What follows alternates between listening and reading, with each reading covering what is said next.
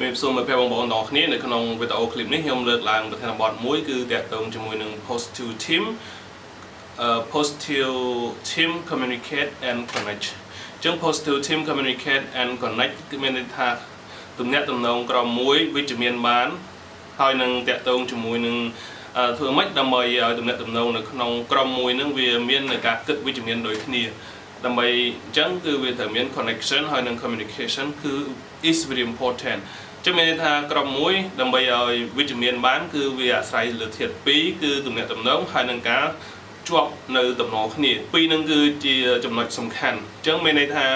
everyone want to be a great team but to be a great team you must take the time to be a great relationship អញ្ចឹងមានន័យថាមនុស្សទាំងអស់គឺចង់ឲ្យក្រុមមួយហ្នឹងគឺក្រុមមួយល្អក្រុមមួយប្រសើរប៉ុន្តែដើម្បីឲ្យក្រុមមួយប្រសើរយើងត្រូវតែបង្កើតចំណាយពេលវេលាដើម្បីកសាងទំនាក់ទំនងមួយឲ្យវាប្រសើរអញ្ចឹងយើងត្រូវ take time យើងត្រូវចំណាយពេលមិនសុកគឺក្រុមនឹងប្រសើរទេគឺយើងត្រូវតែចំណាយពេលវេលាជាមួយគ្នាត្រូវយល់ចិត្តគ្នាដើម្បីឲ្យក្រុមមួយវាប្រសើរបានវាអាស្រ័យចាំដើមពីខ្លួនរបស់យើង Everyone want to be a great team but to be a great team you must be make the time to be a great relationship នេះគឺជាចំណុចពិសេសចំណុចសំខាន់អ្នកទាំងអស់គ្នាគឺចង់បានឲ្យក្រុមមួយអស្ចារ្យក្រុមមួយប្រសើរប៉ុន្តែដើម្បីឲ្យក្រុមមួយប្រសើរទៅបានគឺយើងត្រូវតែចំណាយពេលវេលាបង្កើតនៅទំនាក់ទំនងមួយល្អរវាងគ្នានឹងគ្នាមែនតើមនុស្សយើងជាច្រើនតែងតែនិយាយថាបើសិនបើយើងមិនដែលជួបគ្នាប្រកបណាស់យើងមិនមានពាក្យអ្វីនិយាយគ្នាប៉ុន្តែបើសិនបើយើងជួបគ្នារាល់ថ្ងៃយើងនិយាយពាក្យមិនចេះអស់ពាក្យអញ្ចឹងបានជាយើងឃើញហើយថាមនុស្សយើងខានជួបគ្នាយូរពេលខ្លះញញឹមញញែមិនដឹងជាស៊ូអីនិយាយអីរកគ្នាប៉ុន្តែបើសិនបើយើងជួបគ្នាជាប្រចាំយើងសម្បូរនៅរឿងដែលយើងត្រូវនិយាយហើយជាក់ស្ដែងនៅសម័យឥឡូវទៀតយើងឃើញហើយមនុស្សដែលខានជួបគ្នាយូរក៏មិនសូវនិយាយគ្នាដែរនិយាយតែមនុស្សឆ្ងាយជាពិសេសនៅឆ្ងាយហាក់បីដូចជាយកចិត្តទុកដាក់ប៉ុន្តែនៅពេលយើងជួបផ្ទាល់គឺមនុស្សបែរជាធ្វើហីដាក់គ្នាគិតតែចុចទូរស័ព្ទរៀងខ្លួននេះហើយធ្វើឲ្យទំនាក់ទំនងធ្វើឲ្យ connection របស់យើងវា isolate ឆ្ងាយពីគ្នាវាពី personal ពីបុគ្គលម្នាក់ទៅបុគ្គលម្នាក់ឲ្យនេះគឺនិយាយនៃទូទៅថាដើម្បីឲ្យទំនាក់ទំនងល្អគឺវាផ្ដើមចេញពីយើងពេលខ្លះយើងនាំគេចុចទូរស័ព្ទគេក៏ចុចយើងក៏ចុចហើយយើងថាមនុស្សឥឡូវអញ្ចេះតែសួរថាតើខ្លួនយើងប្រសើរ great ហើយឬក៏នៅអញ្ចឹងចម្លើយនៅទេចុះហេតុអីបើយើងនៅយើងទៅរិះគន់អ្នកដទៃអញ្ចឹងដើម្បីឲ្យក្រុមមួយប្រសើរដើម្បីឲ្យនេះគឺផ្ដើមចេញពីយើងត្រូវចំណាយពេលវេលាចឹងមានថា take the time to be a great relationship គឺផ្ដើមចេញពីយើងអត់ចាំអ្នកដទៃគេធ្វើមុនទេគឺផ្ដើមចេញពីយើងអញ្ចឹងខ្ញុំនិយាយឡើងវិញថាយើងចង់ឲ្យក្រុមមួយវិជ្ជមានតើតែយើងវិជ្ជមានហើយយើងបង្កើតនៅ connection អ្វីទាំងអស់គឺផ្ដើមចេញពីយើងអញ្ចឹងយើងត្រូវតែផ្ដើមមុនគេបំផុត positive team communicate and connect is very important start from you don't wait anyone អញ្ចឹងដើម្បីក្រុមមួយរីកដើម្បីក្រុមមួយមានទំនាក់ទំនងល្អរវាងគ្នានឹងមាននៅគេហៅថានាការយកគឺមានន័យថា connection ជាមួយគ្នាគឺផ្ដើមចេញពីយើងដើម្បីឲ្យចំណងមិត្តភាពវាកាន់តែស្អិតរមួតហើយបើសិនបើមិនអញ្ចឹងទេវានឹងឆ្ងាយពីគ្នាបន្តិចម្ដងហើយអ្វីដែលខ្ញុំចង់និយាយពីរចំណុចមានន័យថា most team break down because of poor communication most team break down because of poor communication ក្រុមជាច្រើនបែកបាក់គ្នាឆ្ងាយពីគ្នាដោយសារតែខ្សោយនៅទំនាក់ទំនងម្ដងទៀតណាខ្ញុំឆ្លាញ់ពាក្យនឹងមែនតើគេថា most team break down because of poor communication ក្រុមជាច្រើនឆ្ងាយពីគ្នាបែកបាក់ពីគ្នាមិនស្អិតរមួត because of ដោយសារតែខ្សោយនៃទំនាក់ទំនងដូច្នេះទំនាក់ទំនងគឺសំខាន់មិនថាធ្វើអីក៏ដោយទំនាក់ទំនងគឺវាសំខាន់មែនតើបើសិនបើយើងចង់និយាយរឿងស៊ីជម្រៅតើតែទំនាក់ទំនងយើងល្អសុកគេមិននិយាយទំនាក់ទំនងទេប្រសិនបើគេមិនស្គាល់យើងអញ្ចឹង most team break down because of poor communication ហើយនឹងទី1ហើយទី2ខ្ញុំនិយាយថា if you don't have communication you don't be trust and communicate you are need to be a great team great future together ទី2គឺមានន័យថាប្រសិនបើយើងមិនមានទំនាក់ទំនងយើងនឹងមិនមាននៅការទុកចិត្តទំនុកចិត្តនឹងការបំពេញតាក់ទងជាមួយនឹងកសាងនៅក្រុមមួយដ៏អស្ចារ្យបង្កើតទៅមុខជាមួយគ្នាទេប្រសិនបើយើងមិនមាននៅទំនាក់ទំនងល្អទំនាក់ទំនងល្អវាជួយយើងជាច្រើននៅក្នុង team របស់យើង positive team communicate and connect ហើយមែនតើទៅក្រុមមួយវិជ្ជមានក្រុមមួយល្អវាអាស្រ័យលើទំនាក់ទំនងចាំប្រចាំថ្ងៃរបស់យើងខ្ញុំលើកឧទាហរណ៍ជាក់ស្ដែងតាក់ទងជាមួយនឹង Japan Company ក្រុមហ៊ុនជប៉ុនជាច្រើននៅពេលដែលព្រឹកគេតែងតែនិយាយពី Ohayo gozaimasu Good morning អរុនសួស្ដីពាក្យនេះវាសាមញ្ញប៉ុន្តែយើងប្រើរាល់ថ្ងៃទៅវាធ្វើឲ្យមានភាពស្និទ្ធស្នាលហើយឧទាហរណ៍មួយទៀត Oscar Samade អរគុណចំពោះការនៅថតអញ្ចឹងយើងគ្រាន់តែនិយាយសាមញ្ញអញ្ចឹងជាប្រចាំវាធ្វើឲ្យទំនាក់ទំនងរបស់យើងវាមានគេហៅ symmetry នៃការយកគឺស្និទ្ធស្នាលគ្នាគេហៅថាមែនតើហើយទាំងអស់នេះវាបន្តិចទេគឺដើម្បីឲ្យក្រុមរបស់យើងមួយស្និទ្ធស្នាលហើយមួយទៀតអ្វីដែលជាចំណុចពិសេសខ្ញុំសង្កេតឃើញគឺតាក់ទងជាមួយនឹងការប្រជុំគឺ meeting គឺចាំបាច់មែនតើជាពិសេសយើងត្រូវមាននៅ schedule មួយដើម្បីឲ្យក្រុមយើងមាននៅគេហៅថា connection មានន័យថាឧទាហរណ៍ថាជារៀងរាល់ថ្ងៃច័ន្ទជារៀងរាល់ថ្ងៃច័ន្ទយើងប្រជុំម៉ោង 8:30 នាទីជារៀងរាល់ថ្ងៃច័ន្ទហេតុអីបានជាយើងប្រជុំជារៀងរាល់ថ្ងៃច័ន្ទម៉ោង 8:30 នាទី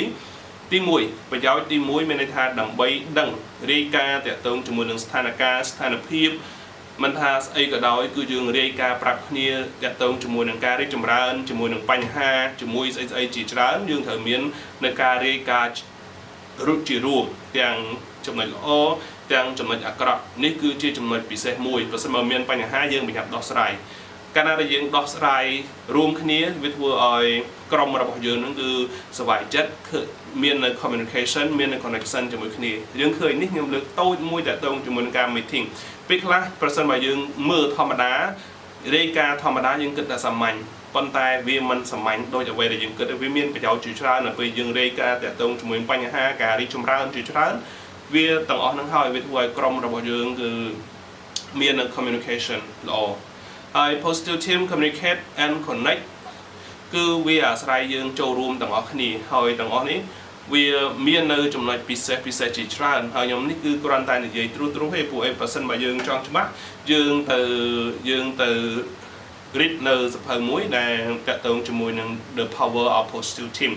នៅក្នុងសភៅ the power of positive team គឺនិយាយរៀបរាប់ពីចំណុចជាច្រើនដែលនៅក្នុងនោះគឺមានចំណុចដែលយើងត្រូវរៀនសូត្រហើយមែនតើទៅចំណុចទាំងអស់នេះគឺខ្ញុំដកស្រង់ចេញពីសៀវភៅthe power of positive team ដែរ the power of positive team គឺគេតែងតែបញ្យល់យើងគេថាចំណុចជាច្រើនដែលយើងត្រូវសិក្សារៀនសូត្រដូចឧទាហរណ៍មួយខ្ញុំអានប្រយោគមួយគេនិយាយថា communication is often lasting you want to do but the most important thing you must do ចឹងមានន័យថាទំនាក់ទំនងគឺតែងតែធ្វើនៅចំណុចចុងក្រោយដែលអ្នកចង់ធ្វើប៉ុន្តែចំណុចដែលសំខាន់គឺជាអ្វីដែលយើងត្រូវធ្វើឥឡូវហ្នឹងគឺជាចំណុចពិសេសមួយហើយមែនតើ quote ជាច្រើនដែលខ្ញុំលើកមិញគេថា cooperate and have regular meeting at 8:30 a.m. every Monday morning to discuss challenge weekly goal and hot topic មានថាគឺតាក់ទងជាមួយនឹងប្រធានបទឬព័ត៌មានថ្មីក្តៅហ្នឹងយើងត្រូវរាយការណ៍ជាមួយគ្នា I know that the team hold daily conference call to communication obstacle គឺតែអ្នកតំណងតាក់ទងជាមួយឧបសគ្គឬក៏បញ្ហា win ចំណុចដែលល្អប្រសើរ and learn opportunity ហើយយើងរៀនអ្វីដែលជាឱកាសថ្មីនឹងគឺដើម្បីឲ្យ positive team communicate and connect គឺវាមានទាំងអស់ហ្នឹងវាបូកផ្សំជាមួយគ្នាដើម្បីឲ្យ team របស់យើងវារីកចម្រើន together គឺវាអាស្រ័យធាតុផ្សំអញ្ចឹងហើយចំណុចមួយទៀតខ្ញុំឃើញពិសេសដែរខ្ញុំចង់ចែកម្លែកមានថា we can understand that enemy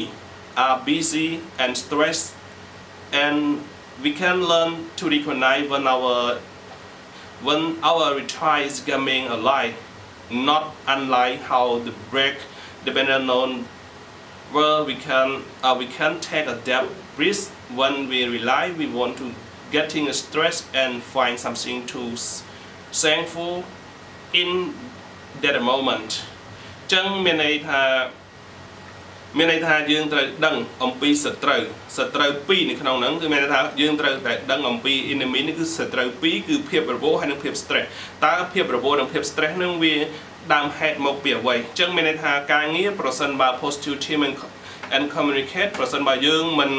នមាននូវភាពនៃការយកគឺស្និទ្ធស្នាលគ្នាទេវាធ្វើឲ្យបង្កើតមានពីរធ្វើឲ្យយើងកាន់តែរវល់ហើយនឹងមាន stress ចឹងកាលណាយើងមាន stress យើងត្រូវតែដោះឲ្យលឿនតាក់ទងជាមួយ research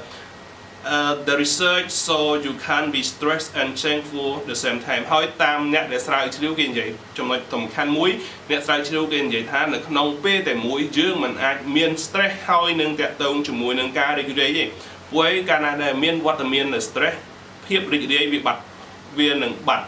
តែនៅពេលដែលមានវត្តមានភាពរីករាយភាព stress នឹងវាកើតចឹងចង់និយាយថានៅក្នុងគណៈពេលតែមួយมันអាចកើតមានរឿងពីរ stress ផងសบายផងកាលណាមាន stress គឺភាពសบายអត់មានកាលណាមានភាពសบายច្រើនភាព stress អត់មានដូច្នេះពីរនេះយើងជាអ្នកជ្រើសរើសដូចគ្នាចឹងមានន័យថាពេលខ្លះគេបរៀនយើងតាក់ទងជាមួយនឹងនេះល្អមែនតើមួយទៀតខ្ញុំចង់និយាយថា when you know communication and connect are the key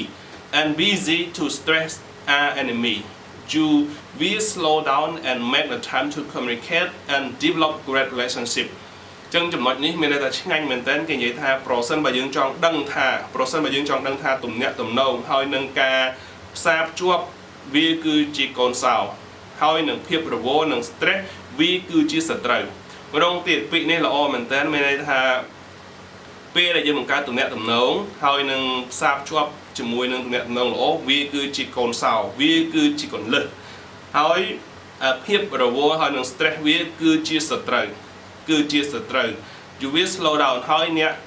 បើសិនបើយើងមានសត្រូវអញ្ចឹងច្រើនយើងនឹងធ្វើឲ្យពេលវេលារបស់យើងនឹងគឺវាអត់សូវប្រសើរទេហើយទំនាក់ទំនងរបស់យើងប្រសិនបើអញ្ចឹងយើងត្រូវផ្លាស់ប្ដូរដើម្បីឲ្យទំនាក់ទំនងរបស់យើងវាកាន់តែប្រសើរគឺវាបដូរតែបន្តិចទេអញ្ចឹងចំណុចនេះខ្ញុំគិតថាវាពិសេសមែនតើនៅក្នុងនេះអញ្ចឹងហើយម្ដងទៀតណាពាក្យហ្នឹងគឺល្អហើយគឺ when you know communicate and connect are the key and busy and stress are enemy you will slow down and make the time communicate and develop great relationship ចឹងខ្ញុំគិតថាវីដេអូនេះវាវែងបើសិនមកខ្ញុំសង្ខេបទៅវាច្រើនអញ្ចឹងមានថាងាកមកប្រធានបទយើងវិញដើម្បីបដោតថា positive team communicate and connect អញ្ចឹងដើម្បី connect បានគឺ everyone want to be a great team but you want to great team you must to make take the time and be a great relationship អញ្ចឹងដើម្បីឲ្យក្រុមនេះបានយើងត្រូវទី1បង្កើតភាពស្និទ្ធស្នាលហើយចំណាយពេលវេលាហើយរៀនតាក់ទងជាមួយកែតម្រូវគ្នាទៅវិញទៅមកហើយយើងត្រាក់ទុកចិត្តគ្នាទៅវិញទៅមកដើម្បីឲ្យក្រុមរបស់យើងវាប្រសើរខ្ញុំគិតថាវីដេអូនេះសូមបញ្ចប់ប៉ុណ្ណឹង